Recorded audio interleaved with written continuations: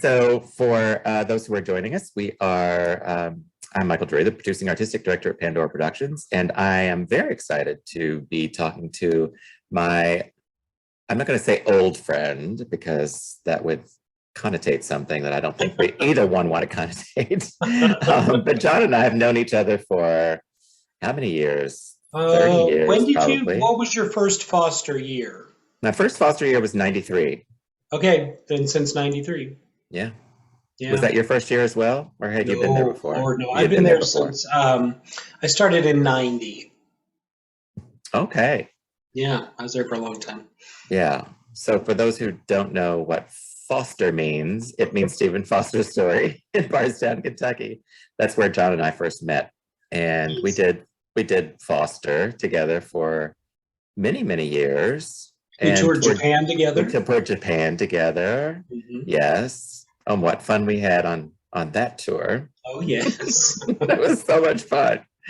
Um, so John and I have known each other in that capacity, and I've also seen John perform many, many times. I've journeyed to Indianapolis just to see him. That's where he and his husband Jay live now, and Jay is also part of the Lillian Baxter festivities. Yes. So without further ado, let's talk about Lillian. Let's do it. Let's talk about her. So I'm curious how she was conceived, born, birthed, however you think of her. Just share with Hmm. us her Picture it. genesis. Picture it. 2006. I was doing a show called Midlife the Crisis Musical with a brilliant cast of very funny people in Chicago. And among them was a woman named Jane Brewer. And I just thought Jane was really super funny. She was a woman of a certain age, and I always feel like there aren't roles specifically kind of like fashioned to people after a certain age. Mm, And so I wanted to write what was basically a TV variety show around her that took place in the 60s, and she would be the main character, and that would be Lillian Baxter. And Jay, who's very smart, he's like, I don't get it. I'm like, what? He said, does she get cancer? Does her son go to Vietnam? What's going on? I'm like, no, it's just a show. It's just an entertainment. He's like, I, I don't understand it. He said, could a man play her? And I'm like, I don't know. It's not going to help Jane any. But we started sort of like fishing around for places. So I'm a tenor. There's a place where I sound like a nice, solid lyric tenor. There's a place where I sound like a woman belting her face off, and then there's a place where I sound like Julie Andrews sucked some helium. And and so we found that middle bit, which is sort of lady belty. What's interesting to me is it's not the highest I sing, and it's actually sometimes lower than the tenor stuff. Like the pocket Lillian lives in is a very strange vocal pocket, but if you spend 5 minutes with her, you assume it's a woman talking and singing. yeah, I It's did very the first time I saw her. yeah. Yeah. So you have brought Lillian to Louisville before. And Hmm. was that the first performance of Lillian? Was in Um, Louisville? First sold performance of Lillian. So we had many a living room concert, pretty much from 2009 to 2013. And it really was just test driving amongst some of our industry friends to say, is this entertaining? And so she did have an existence, but it really was a living room existence for a little while, which I still love. And it's why we always keep the flash of a Lillian show kind of on the down low because there's something about the kitschiness of it, and there's something about the. I always say she's in a constant state of comeback. So a fancy place doesn't make any sense. So we played some really nice houses, and we say, don't make it too pretty. Don't make it too pretty. Because she's in the middle of trying to find her way back. And you probably saw her at Vault 1031. That's where I saw her. Yep. And Vault 1031 was a lovely theater space that was sort of becoming. Yes. And That never so became. right, right. And when we started there, there were spray painted on the wall the designs of what the theater would look like. There was, loose concrete around, scattered on the floor and things, and it really did kind of look like we were doing the show in a bomb shelter bunker. And so we've sort of tried to hold on to that aesthetic as much as we can because it's part of the aesthetic of the creature, I guess. Also part of the charm, I would say. I think. Yeah, when we were talking about the setup and what you would need for your show at the Henry Clay, I thought, well, we have these candelabra things, we have these curtain things, and you were like, no, maybe not even a rug. Do you have burlap? Yeah. It's just her in ashes and sackcloth. It's a really fun show. You should come see it. I'm afraid we'll be too fancy for Lillian. These floors are made of wood. Yeah. So for the people who don't know who Lillian is, they have no idea what they're getting themselves into when they buy a ticket to your show. Tell us about her. Okay. And I think in relation to that, tell us about her, how she puts this show together, and how Jay plays a part in that, and just the whole mystique of Lillian. Tell us about. So Lillian Baxter was born in Pulaski County, Arkansas. Her original name is Gertrude Eugenia Maypother, and her parents were sharecroppers. And at some point, her father got the idea that she would be a movie star, and so he drove them to LA, and she started auditioning. And so the complication for Lillian more than anything is that when she was 17 years old, she was already 6'2" in heels. And so placing her in movies was sort of a complicated thing. And so Lillian, really, the major career she had in film was she was an extra in 35 films.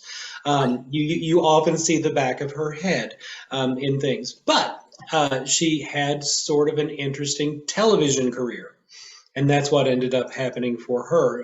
When she first was doing television, it was just little recipe moments and things, and she would do commercials for Amana self-cleaning ovens and stuff like that. And then she got a show called the Thrifty Vittles Happy Time Song Hour. And her first gay ex-husband was the producer of that show. And she was the Thrifty Vittles Maiden of Melody, and she got to sing her choice of ballads.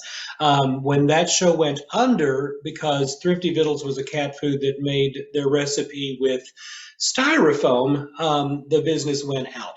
And so the show lost its funding. And then she found herself on a show called Life with Maureen. And Life with Maureen, she was the wacky narcoleptic next door neighbor, Debbie Mims. And Debbie Mims had a catchphrase. It was, oh, well. And so that was that show. And then a few years later, when that show went out, Lillian was a known quantity and had her own variety show called The Lillian Baxter Show. And that lasted for 6 episodes and a Christmas special because it premiered opposite the Judy Garland show on exactly the same night. And so I call her Hollywood's favorite has-been. She's just this very fun woman who has had the weirdest career. What you get in the shows, the way we set them up, is it's in a cabaret format, but each cabaret has a different shape. They all kind of travel in different ways. I'm a big fan of Nonsense. I'm less of a fan of Nonsense 2, and then Nonsense 7 through 35 all feel like you just are adding water to Kool-Aid. And so for us, we try to change the form every time we do the show. And that keeps the show fresh and fun. It's in a cabaret setup all the time. Typically anywhere from 17 to 20 songs. And this particular one is her 1979 Key West Pride concert. And so she's gone to Key West, Florida to do a Pride Festival concert. And one of the things she says is, I'm not sure why I'm here. I'm pretty run of the mill as far as the Kinsey scale is concerned. The only gay thing about me is my 7 ex-husbands. And then the show unfolds from there. And one of your ex-husbands is Corky, right? Corky Weinstopper, yes. So Corky Weinstopper is Lillian's third and favorite ex-husband. He is her regular accompanist. And so he basically, you will see a man walk out on stage in pajamas and a smoking jacket. He sits at the piano and then plays like $1 million for 2 acts. He's extraordinarily talented. But we built him around this sort of Hugh Hefner-esque gay man character. And he's just this sort of rich man who likes to play piano. He does not put on clothes to do it. He just rolls out of bed, plays the show, and then goes back to bed. The backstory for him is that his family is Bavarian. He's part of the Weinstopper dynasty. They invented the cork. And so he's loaded, and they live in Brazil. His German family lived in Brazil for reasons it's best not to go into. So that's the story. So how many iterations of your show have you had? There are 6 versions, 5 that have been produced. So there's one that hasn't made its way to stage yet. It's I don't know if it needs tweaking or if it just needs a theater that says, yeah, that sounds fun. So we're still waiting to see on that. But there's An Evening with Lillian Baxter, which is her sort of backstory. It tells you all you need to know about who she was, what happened in her career, and it's highlighted in 7 gay ex-husbands. The second show that we did is A Very Lillian Baxter Christmas. And that has a different piano player, even though it's still Jay Schwant. The premise of A Very Lillian Baxter Christmas is she's on tour, Corky's on vacation, she gets a sub-pianist in every town she comes to, and the town she has come to has had the only pianist she could find was from the local Jewish temple. And so he doesn't know how Christmas songs go. So when he plays a Christmas song, it sounds like Fiddler on the Roof had a baby with Zorba the Greek. So if you ever needed or didn't know that you needed to see a klezmer Christmas show, here's your big chance. That's what it is. And it's a show that's ultimately about hospitality and about not sort of annexing holidays for yourself. It's about saying that different people are celebrating different things, and you'll find a lot of what Lillian talks about is different strokes for different folks. It's just her way of saying there's room for everybody. The third show is An Evening, let me get it right, An Evening Lost with Lillian Baxter. And An Evening Lost with Lillian Baxter is what her life looked like after she went off the air from television and sort of the journey it took to become a cabaret artist. And it talks about when she was in New York and not working on Broadway, but she did industrial musicals. And so Lillian Baxter became the queen of the industrial musical. And we have a whole medley where we sing about nitrates and about conveyor belts. And there's a beautiful monologue in the middle of a song that is all about the description of those magnets that catches a fork before it goes into the garbage at restaurants. And it's just the most beautiful, heartfelt thing you've ever heard. So that show is about what your career looks like when your career is not your career. And then this current one that we're doing is A Fabulous Evening with Lillian Baxter, and that's the Gay Pride show. And it really is, it's about gay pride, but it really, again, it's about whoever you are is probably wonderful. And I'm glad to be a part of that. And I want to welcome you in whatever way you come to me, which I think is a great message to share. We had a show called Lillian Baxter and Friends, which actually has guest stars. Ooh. She loved when she was a child. Her favorite vaudeville act was the Humperdinck Sisters, and it was these three child singer, dancer, actresses who were just cute as a button, and these silly little. Children. And so 50 years later, she decides to have them guest at a concert of hers, and they show up and they don't know they're not children yet. And so it's 50-year-old women in like the curls and sailor suits. And the show is sort of about um, what does your second act look like? Hmm. And so it really is about Lillian helping these women say, what would you be if you could just be yourself? And one of them wants to be a comedian, and one of them wants to be a chanteuse, and the other one wants to be this powerhouse singer. She just wants to sing loud, and she's tired of blending. Uh, so that's that one. And they've all been produced in one form or another around the country. Lillian, An Evening With, has certainly had the most footage. Because we did a national tour where we did 5 states back in 2014. We played that in Key West. We played it in Indianapolis and different spots around the country. And so we usually pull out the original if somebody's saying, "Do you have something interesting to bring?" Because it's the one I can remember at the drop of a hat. The rest of them, since I've had COVID and had COVID brain, learning new material is fascinating. Mm. Yeah. So it's exciting that way. The unproduced version is called Lillian Baxter Playmate of the Year. And the premise is the venue, and we play a place in Indianapolis called the White Rabbit, and we play a place in Key West called the Little Room Jazz Club.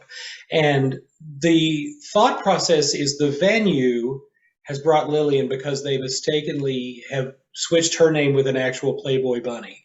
And so they think they're getting a Playboy playmate. And Lillian, because she's playing a place called The Little Room and the White Rabbit, thinks it's a preschool. And so we have written a children's show for grown-ups. And so the premise of that show is Lillian says, I memorized it a certain way. I have to say it a certain way. And so the show is saying, hello, boys and girls. Does everybody have enough juice at this bar? All these sorts of things. And the idea of the show in that one is that being a reasonable, nice human being is so easy, a child can figure it out. And so it's a really fun show to say, get over yourselves, calm down, and just be nice. And it's a fun, not preachy way to spread that message. It's more of a funny way to say those things. So we like that song, that show a lot. And Jay was saying, what do you think these are? And I call them comedy cabaret memoirs, is the terminology I use. But it's also, if you piece all the shows together, it's long form biography. And so, I mean, I have from childhood to early career to mid career to non career to kind of twilight years now. And so at some point, I'm writing her memoir. The working title is The Mirror Has Two Chins. And that's the next kind of project as I'm working on Lillian Baxter's memoir. Wow. Well, I can't imagine that you find time to do that or create all of these Lillian Baxter shows. You're quite a busy actor and voice teacher as well, right? Mm-hmm. Yeah, I was up until 2 years ago, when the world ended. Well, that COVID. Yeah, I was a very busy actor, and but there was always these holes in the middle, and you've got to figure out how to fill the hole. And there are two ways to do that. You can wait tables, you can work as a file clerk somewhere, or you can create works and independently produce them. And so I thought that would keep me on my game. It would keep me kind of creative, and it would keep me on stage, which is my favorite place to be. Since then, I've had a friend commission a work, and she firmly believed, and I love this, she firmly believed that there was something funny about Miss Havisham from Great Expectations. And she said, I can't write it. I don't know what it is. Can you tell me what's funny about Miss Havisham? And so we wrote this video makeup and crafting blog called Life Hacks with Miss Havisham. And it starts out with Miss Havisham, 35 years old, getting ready for her wedding. And she has a craft and she does some makeup. And then the next blog entry is the day of her wedding that didn't happen. And then there's a little more makeup and a little more crafting. And then the next one is 40 years down the road, where she's like standing in her empty, weird house, and there's more crafting and more makeup. What's happening over the course of the show is all of her makeup tips are aging her from 35 to 85.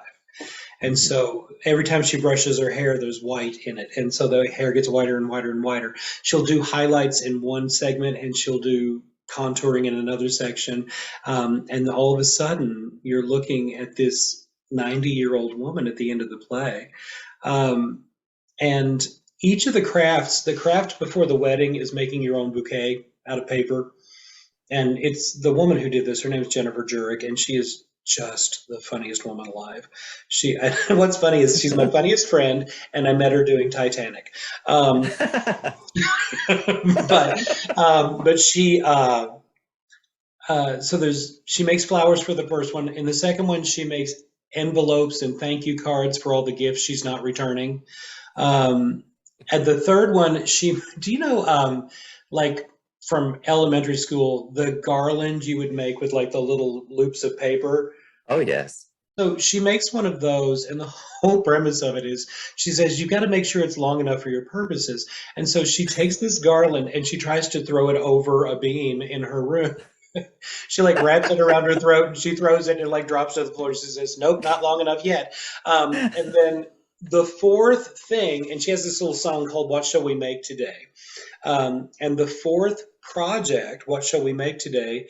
The song is called Let's Make the Most of a Rotten Situation. And it's where she concocts the plot to adopt a Stella to ruin man and to destroy man.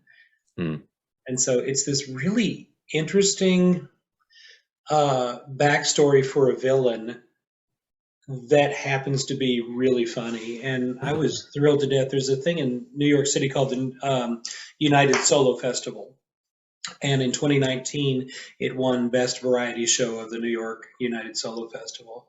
Very cool. Congratulations. Oh, thank you. I will tell you, though, the writing is good, and Jay composed the music to it. But the performance was spectacular. This woman is so talented. And so the way she brought it to life was really shocking to me, because I know her to be kind of super funny and just devil may care. And the moments of pathos in that thing, she broke your heart. And then there were moments where she would terrify you.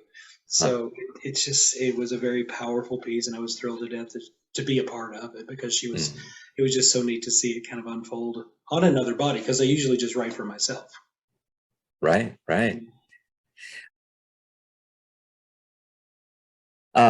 Is there anything else that you think somebody who's never met Lillian, what do they need to know coming in to see Lillian? So you have all of these Lillian shows, and you said it's a slowly unfolding biography, right? Through cabaret, which I think is a great way of describing it. Those weren't your exact words, but that's the gist.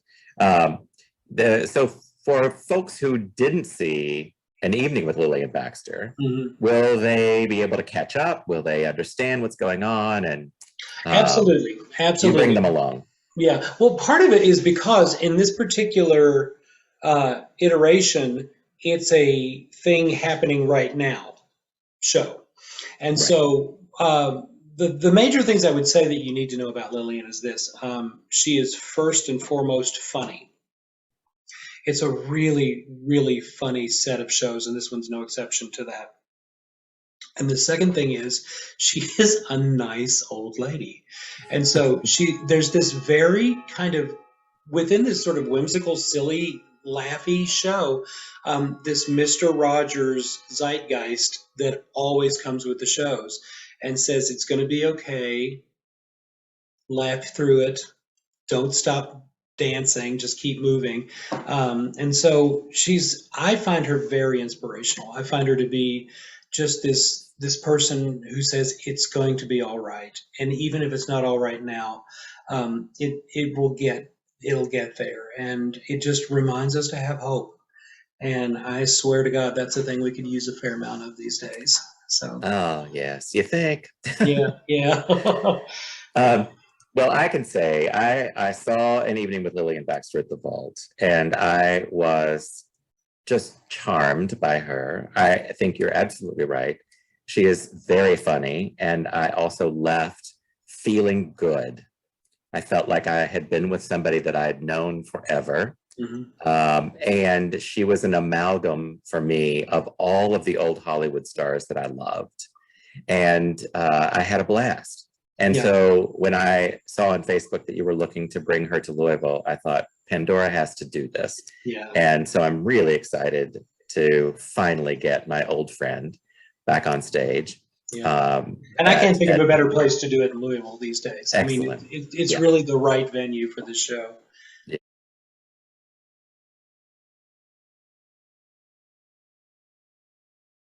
Yeah.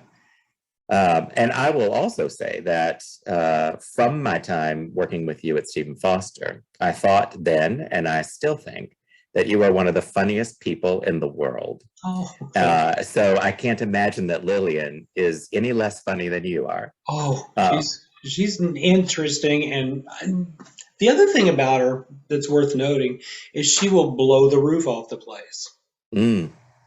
I mean, that is something that people should know about Lillian and you, that you can blow the roof off the place. Yeah, I mean, the thing about Lillian is she is a powerhouse belter. She is of the Judy Garland school of the approach because she's an MGM refugee. And so what she learned at MGM at the hands of Kay Thompson and Alan Freed and things like that, we've just decided that she is old school Hollywood, which you have to really hang on to when you are anticipating with all of your joy the disco medley that she sings, because she is old Hollywood trying to walk through a disco medley, and it is so fun. It tickles me to death every time we're doing it. Like, not laughing is really hard for me in this particular show.